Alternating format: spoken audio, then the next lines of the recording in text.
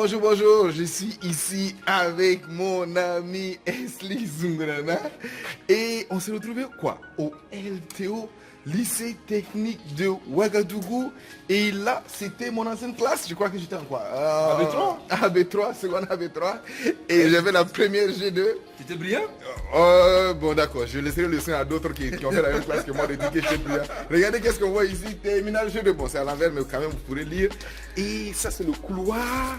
Le fameux couloir du LTO, regardez-moi ça. Tous les anciens là, rappelez-vous, beaucoup de choses se sont passées ici. Bon, je ne vous en dirai pas plus. Et donc ça c'est les fameux escaliers. Et rappelez-vous du pont là. Là c'est le pont qui amène de l'autre côté du bâtiment. Et c'est quand même le souvenir. Imaginez-vous que ça fait 21 ans déjà qu'on a quitté cet endroit. N'est-ce pas, Esli? Bon, donc, quels sont tes sentiments? On va dire comme ça, vos sentiments. J'ai plusieurs sentiments, effectivement. Oui. Et ils sont bons. Ils sont bons. Ouais, revenir aux sources, c'est toujours quelque chose d'important. Au lycée technique de Ouagadougou, beaucoup de choses se sont passées. Nous avons appris. Et oui, disons qu'on n'a pas appris tous la même chose, même si c'était dans la même classe, c'est ça, non? C'est ça, ouais. Quand tu as l'habitude de dire que c'est pas parce qu'on a fait la même classe qu'on a les mêmes connaissances. Tout à fait. Voilà. Donc, avoir et étudier, et apprendre les mêmes connaissances, ça ne veut pas forcément dire qu'on a les mêmes, même pas les mêmes connaissances, qu'on a compris de la même façon. Mais aussi, ça ne veut pas dire qu'on a les mêmes compétences. Tout ça pour vous dire que oui, l'éducation c'est important, apprendre c'est important, s'instruire c'est important, mais ce qui va faire la différence, c'est vraiment mettre en pratique. Je me souviens qu'on s'était donné un challenge, on avait dit qu'on allait revenir devant le LTO 10 ans plus tard. Tout à fait. Bon, je ne sais pas si on a pu le respecter, mais on était avec quelques amis, on avait 10 ans plus tard. Mais nous le voilà, fortuitement, on se retrouve ici, 20 ans plus tard, pour vous dire que oui, la vie c'est un processus.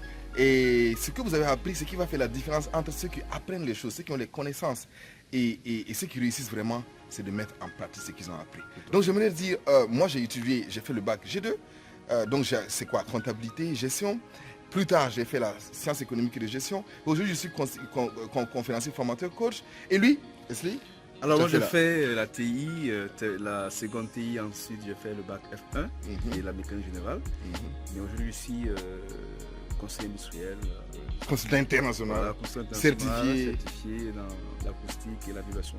Voilà. Dans un vibratoire. Qui n'est pas vraiment en relation étroite avec la F1. Hein.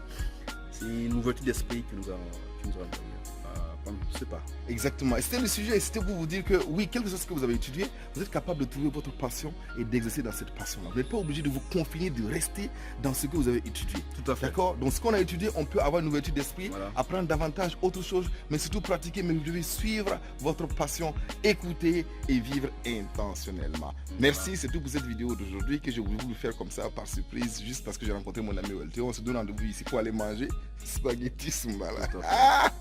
Ok, allez, bye bye, regardez le beau paysage de là où nous avons étudié, c'est toujours beau, les bâtiments sont toujours là et bye bye.